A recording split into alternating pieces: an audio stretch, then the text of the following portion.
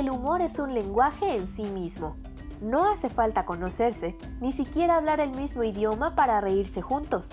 Lo gracioso ocurre muchas veces de manera impredecible, cuando uno menos lo imagina y en los contextos menos apropiados. ¿Quién no se ha doblado de la risa en una ceremonia solemne? ¿En un velorio? ¿En una audición? En cambio, cuando uno la invoca o quiere propiciarla, la comicidad no se presenta. La risa es espontánea, es social, es intuitiva y sobre todo es altamente contagiosa. Puede ser ligera como un globo que se escapa de la mano o pesada como una lápida antigua. El autoescarnio, la risa nerviosa y el humor negro e irreverente constituyen una válvula de escape, una medicina capaz de salvar al mundo o de hundirlo. Los niños ríen desde una edad muy temprana, pero también los tiranos, los locos, los asesinos. Pero la risa también es subversiva y puede derrocar, al menos durante los segundos que dura un chiste, a las más encumbradas autoridades. En estos tiempos de angustia y desolación generados por la pandemia y sus previsibles consecuencias, quisimos hacer una pausa e invitarte a reír, o por lo menos a reflexionar acerca del sentido del humor.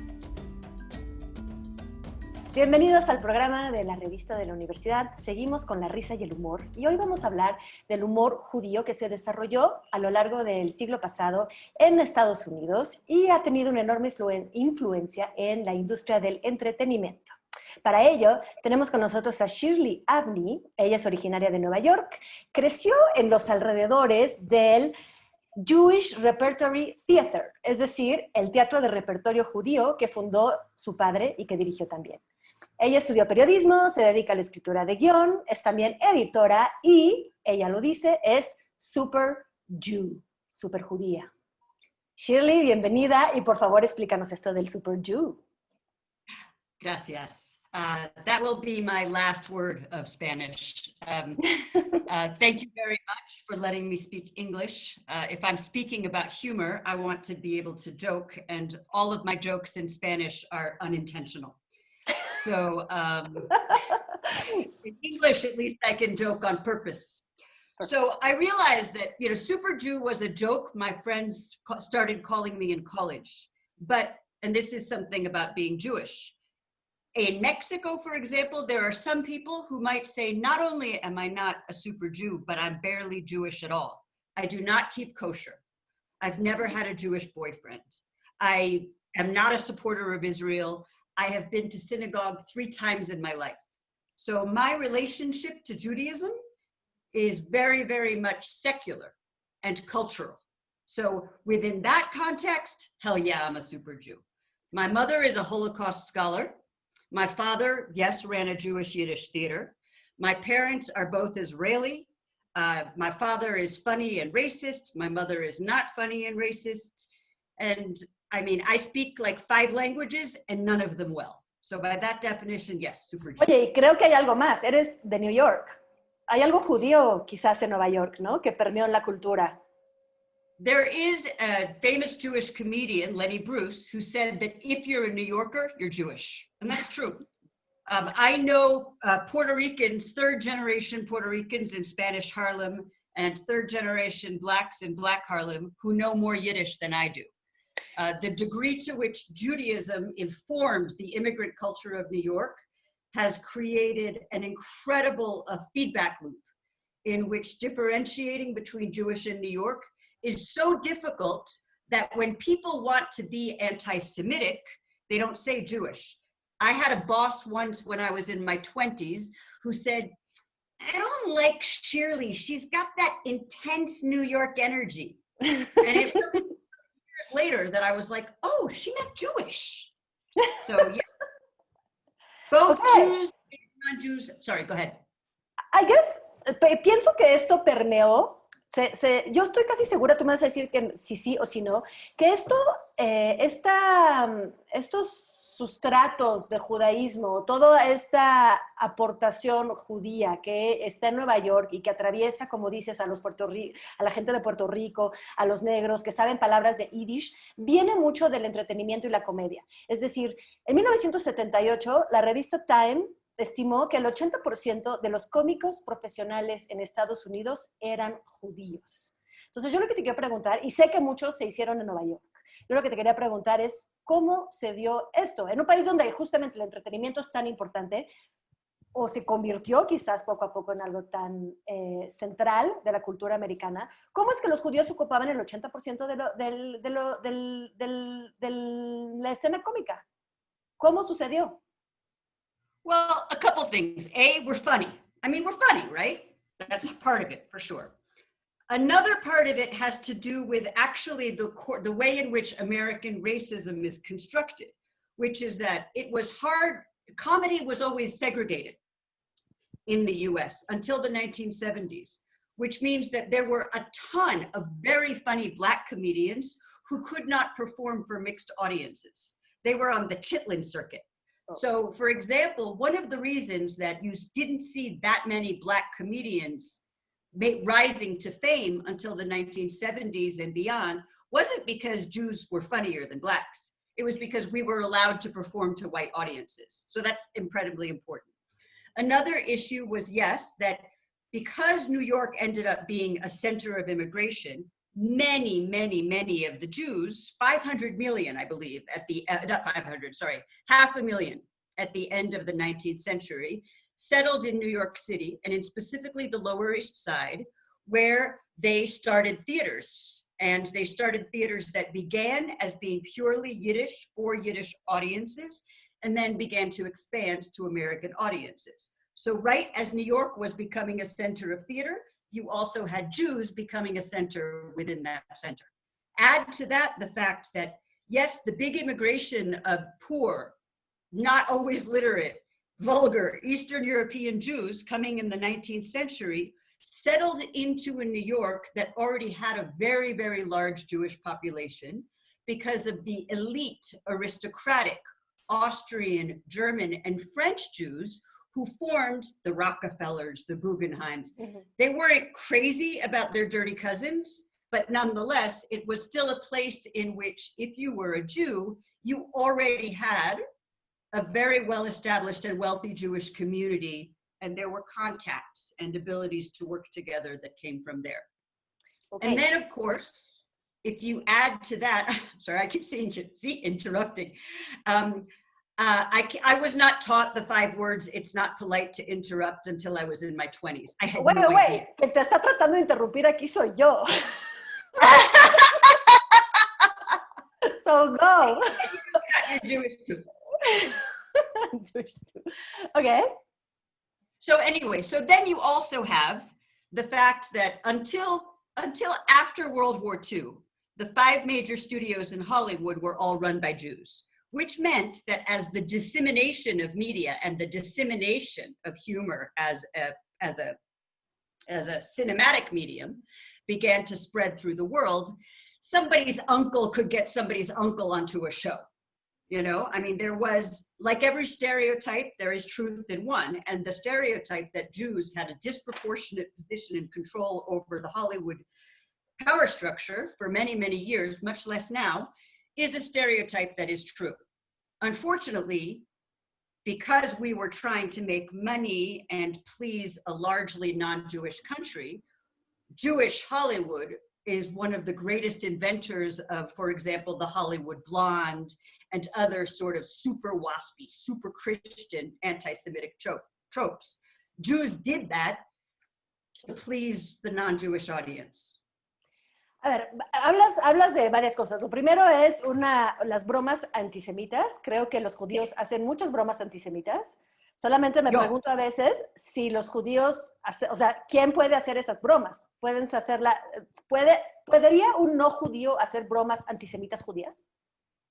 Man, if you're not Jewish, you can't even laugh at my anti-Semitic jokes. I'll call you a Nazi right there. Listen, anti-Semitism means hating Jews, right? And it specifically means hating Jews within a context of institutional power structures where you have more than the Jews, either economically or in terms of political crowd or in terms of majority. When Jews make fun of ourselves, this is actually a way in which we let each other into our club and release the pressure that comes from, 2,000 years of trauma that that the Jewish people have undergone. So it's not anti-Semitism when we make the jokes. It's anti-Semitism when you guys laugh at them. Oh. Hablando de racismo, ha habido dos ocasiones en que has mencionado el racismo. Primero dijiste que tu padre es racista y entonces es gracioso. Or how about this? I mean, look, how about this? Look, all white parents are racist, even those of our own children. Even those of our yeah. Y segundo, dijiste que había cierto racismo que no permitía que los negros en Estados Unidos estuvieran en la escena dentro de clubs blancos, ¿verdad? Pero yo te quería preguntar, ¿el antisemitismo es una forma de racismo? ¿Es algo que estuvo vivo? Y si no, también había un cierto prejuicio contra los judíos. Y cuando digo esto, me doy cuenta, o traigo a colación quizás, el hecho de que muchos comediantes judíos se cambiaron el nombre para volverse más americanos y en cierto modo borrar que eran judíos. O sea, Gene Wilder se llamaba Jerome Silverman, ¿no? Mel Brooks, maravilloso, es Melvin Kaminsky, ¿no? Joan Alexandra Molinsky se puso Joan Rivers. No había prejuicio contra los judíos que ellos tenían que de algún modo sortear. ¿Y por qué el racismo es gracioso? Paul Newman, Jewish, had to change his name. Lauren Bacall, Jewish, had to change her name. Some of the top actors that we know were Jews who changed their name. Yes, anti-Semitism was very strong. But, you know, when you think about the word intersectionalism, which is like the hip, fancy word that college people use and PhDs use to describe something, we think of it as an ability to understand the nuances of race and the nuances of gender. But another aspect of intersectionalism is to realize that you can be a victim and an oppressor and a champion culturally all at the same time. There is a large racist strain within the Jewish community. There is also an incredibly powerful left-wing pro-civil rights strain within the Jewish community, in which Jews in the US died for their participation in the civil rights movement. To me, intersectionality means that you have to sometimes accept some conflicting thoughts in the same moment. So yes, Jews did experience anti-Semitism, continue to experience anti-Semitism, will continue to experience anti-Semitism. And we are also participants in American white supremacy because most of us are white and we benefit from it. I think que vamos a volver justo a esto que estás diciendo después del corte porque me parece muy importante y quiero que tengamos tiempo de desarrollarlo. Entonces nos vamos a un corte y volvemos con Shirley Avni.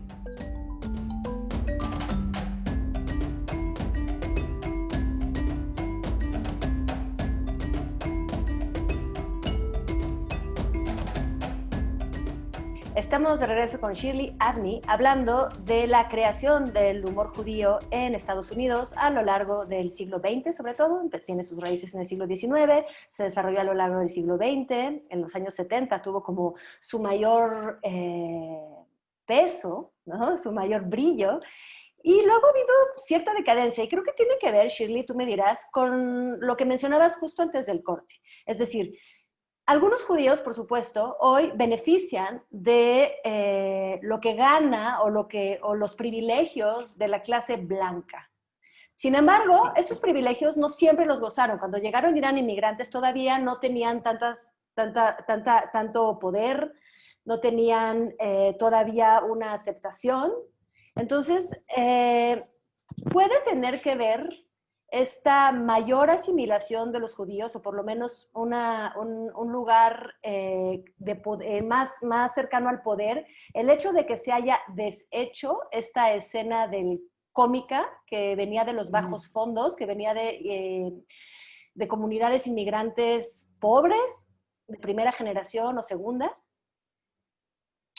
I mean, to me, I think that the best humor comes from people who are using humor as a weapon pointing up.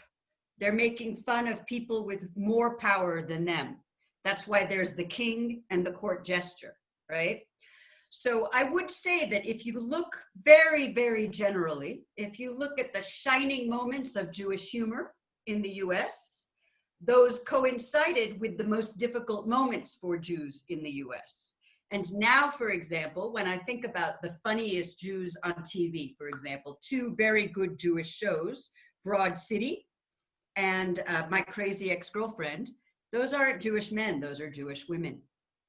And in some ways, the lower you are, the better your humor, because your humor is a response to trauma. And psychologists talk about how humor is a way of coping with trauma, of managing it, of creating community. I'm making a joke, you're laughing at my joke, when people with power are trying to destroy that community. So, I mean, think about it. Remember that awesome Nazi comedian? No, there wasn't one. Or that fantastic Stalinist comedian. There wasn't one. Usually the guys on top aren't funny. And I mean, in fact, the Nazis were so aware of how bad humor is for autocracy that they had a death sentence for jokes. They killed about 5,000 people for jokes. And when they were, and also you weren't allowed to name, after 1943, you weren't allowed to name any animal Adolf, which is like my favorite. But the Nazis, someone asked one of the Nazi judges, how do you decide which is a joke that's worth killing for? And he said, the funnier it is, the more dangerous it is to the state. Y hablando de lo peligroso de los chistes, o de lo peligroso, de dónde se vuelve reprimible, o por lo menos digno de ser perseguido, un chiste. Creo que ha cambiado. Recuerdo a un cómico judío muy conocido que se llama Lenny Bruce, que fue perseguido por obscenidad. Digamos que por un momento lo que no se permitía en la escena era ser obsceno, pero parecería que hoy lo que no se permite es ser políticamente incorrecto. Okay. So before we start, tell me what you think the word politically incorrect means. When you hear it, what does it mean to you? Because it means different things to different people. Ok, lo que estoy preguntando ahora, sobre todo que estamos hablando de minorías étnicas, es el chistes sobre minorías étnicas, es decir, chistes sobre negros, es decir, chistes sobre gente que está oprimida, chistes, por ejemplo, sobre mujeres, o chistes, por ejemplo, sobre niñas que están siendo atacadas sexualmente por un pedófilo, ¿no? O sea, chistes pedófilos, porque es algo con lo que ahorita se está luchando. Hay gente que está sufriendo de eso ahorita, entonces no se vale hacer chistes de eso. Yeah, I mean, when I hear a joke that is made about people who have less power than me, to me that doesn't sound funny, it sounds like bullying.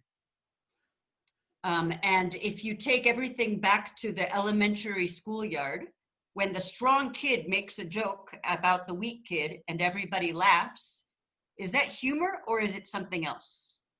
For me, humor is when the weak kid shoots back at the bully and gets everyone to laugh with him instead of at him. And for me, when people talk about political correctness, what I hear is more about your jokes aren't funny if you're using them to clamp down on somebody. Your jokes are funny when you're pointing out how ridiculous the power structures are. But that's just me. Pero también hablábamos de Sigmund Freud, por ejemplo, decía que el humor judío era único y era, ¿no? tenía esta característica muy singular de burlarse principalmente de los miembros de su propia comunidad, ¿no? O sea, eran como inside community jokes. Yes. Entonces, no solamente te puedes burlar de hacia arriba, te puedes burlar hacia adentro y sigue siendo un tipo de humor muy importante, ¿no? You're right. I guess you could say there's three, right? There's the jokes about ourselves, and then there's the jokes about those on top, and the jokes about those below. And of course, those jokes mean nothing unless you also ask yourself, who is the audience, right? There are jokes that many comedians, they know this. There are some comedians who believe, Black comedians who are like, you're not a real comedian if you can't make a group of racists laugh. There are other Black comedians who are like, fuck you, I don't want to perform for racists. And so, yes, you're right. It's about also whether you're self, up, down, and also who's listening to the joke. Dime algo más. ¿Qué caracteriza el humor judío, tal como se fue creando y forjando en Nueva York, Shirley? How would I characterize the Jewish humor? Yeah. something terrible happened. I hate my mother. I mean, I don't know, like, I mean, I would say that, you know, there is actually a writer, a Columbia professor, who divided Jewish humor into 7 realms. He talked about jokes about assimilation, jokes about Zionism, jokes about the Holocaust. I would say that a big portion of Judaism is, again, Jewish humor is you take the terrible and you make it funny, if you can. It's how you survive. That's number 1. Number 2, it's what I said before about the bully in the schoolyard. I'm gonna make a joke about myself before you do. And that way you'll be laughing with me and not at me. I would say that. But I also think that to say Jewish humor, funny is, I mean, what's that line from Woody Allen when in Crimes and Misdemeanors? If it bends, it's funny. If it breaks, it's not. I never understood what that meant. It was put in the mouth of a character that everybody hates, Alan Alda's character. And I would say that there's no worse way to kill a joke than to try to explain what it is. And it's probably the same with humor. But I mean, I would say that in Jewish humor, you can give me Holocaust, ghetto, Ku Klux Klan, my mother, Freud, and the Inquisition, and a good Jewish comedian can turn those 5 things into funny jokes. Un poco como lo decía Woody Allen, ¿no? Lo chistoso es lo trágico plus un poco de tiempo. Exacto. No. Y se puede ver eso, oh, I'm sorry, Spanish. You can see that also in terms of, for example, when Spike Lee didn't win an award for Do the Right Thing and Schindler's List did, he was like, Holocaust movies always win Academy Awards. And he didn't make a movie for a while. He got in so much trouble. And then 20 years later, you have the HBO show Extras, in which Kate Winslet is playing like a handicapped Jewish nun because she wants to win an Oscar. And she says, oh yeah, the Holocaust always wins Oscars. And it was played for laughs. So in the case of a Black man, it ruined his career for a while. And then 20 years later, in a short white British man, it was one of his most famous jokes. And what is So your... Sorry? I said that's a tragedy. Oh yeah. Oh. Terrible. Anyway, continue. Speaking of jokes, what's your favorite joke? ¿Cuál es tu broma judía favorita? Tell us a joke. I mean, you know, I knew this was going to happen. I should have written it down and blanked it out. My favorite joke is probably... You know what? A mí me pasa lo mismo cuando me preguntan tu color favorito o tu libro favorito, tengo un blank. Cuéntanos una broma judía, no tiene que ser la favorita. Una de los más famosos, ¿no? Es que there is the Shlemiel, the Shlemazel, and the Shmegegi. The Shlemiel is the one who spills the soup. Okay. The Shlemazel is the one the soup gets spilled on. The Shmegegi is the one who has to pay for the soup. Okay. Another joke. It's not even a joke. That was a joke? Yeah, well, it's an explanation. Well, okay. You know you're in trouble. This actually isn't a joke. This is true. Okay. One of the times that Lenny Bruce was put in jail for obscenity was because he used the word schmuck in a comedy routine in San Francisco, not knowing that one of the policemen who was in the room understood Yiddish and knew that schmuck is a curse. And so that's how he got in jail. He was put in jail by one of his own people. Again, I don't know if that's funny. Well, no tiene que ser your own people. Yo creo que justamente el Yiddish permeó a través de la comedia y del stand-up y de los cómicos judíos, al punto que hoy en día cualquier persona en Estados Unidos, o por lo menos en Nueva York y en las grandes ciudades, sabe perfectamente lo que es schmuck. Yeah, yeah. I mean, there's other things like just oy vey, you know, or ugh. I mean, I consider ugh to be the greatest Jewish word of all time, no? And I would say that Yiddish has very much permeated both Los Angeles and New York, but you'd be amazed how much less so in a city like San Francisco, which does not have a very large Yiddish-speaking Jewish population. They have a historical Jewish community, but they were actually German, French, Austrian elite Jews who came in the 19th century. San Francisco is not a Jewish-feeling town at all. Oye, Shirley, ahora que llegamos casi al final del programa, quisiera preguntarte, tú que vienes con toda esta formación de comedia, ¿no? De teatro judío, de comedia, de New York, ¿cómo ves el humor en México? La escena de humor en México. There are some similarities. First of all, I think that Mexicans, like Jews, are used to being very close to violence.